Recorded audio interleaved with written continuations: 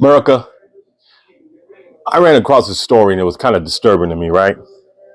But if you know me, you know that I don't care if you identify as a woman as a man as a woman, a wooden boy wants to be a real boy, a wolf walks around in sheep's clothing. That's none of my business. But when you start imposing your will on a child, a baby, whose mind hasn't developed, then I have an issue. And let me show you the story, and you tell me whether you think I'm right or wrong. Am I taking it too far? Or is this just what life is about? And if this is what life is about, I think we're in a lot of fucking trouble. I really do. Check this out. Okay, so first of all, I will say that the process, the journey is ongoing and probably will be for potentially her entire life. But here's how it started. So she was designated, assigned, observed male at birth. And until about 18 months, didn't really, know too much, just kind of was raising two kids, working full time, not really paying attention to what was going on. And at around 18 months, she started showing signs of like really being interested in things that her sister had and had in her closet, and wanting to play dress up and wanting to put on lip gloss. And when she would see fingernails, she would want her fingernails painted too. And, we thought it was cute. No issue. We had no issue with, her wanting to do those kinds of things.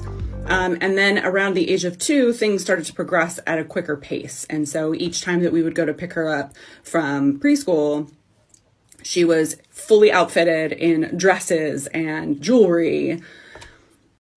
And so I will say I was super stoked that we had such a wonderful childcare center that she was in, because she was allowed to, experiment with her gender and play dress up and do those kinds of things and have access to them. So when I would go to pick her up from preschool, like I said, she would be dripping in, just jewelry and clicky shoes and all kinds of stuff. And getting her to take that off to go home was usually a pretty gnarly struggle.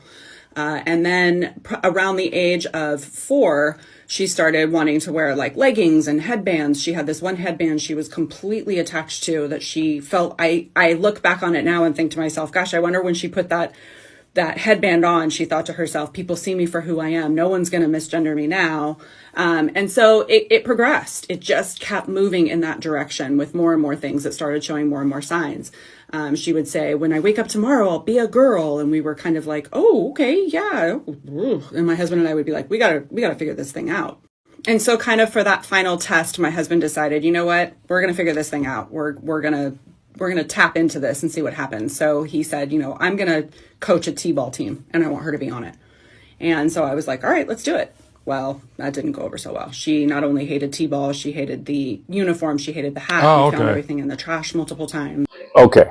See, now I'm confused because I didn't like t-ball. I don't like baseball. I don't like soccer. I don't like cricket. I don't like a lot of fucking sports out there. Might get mad. I don't like basketball. Love football. Love boxing. Does that make...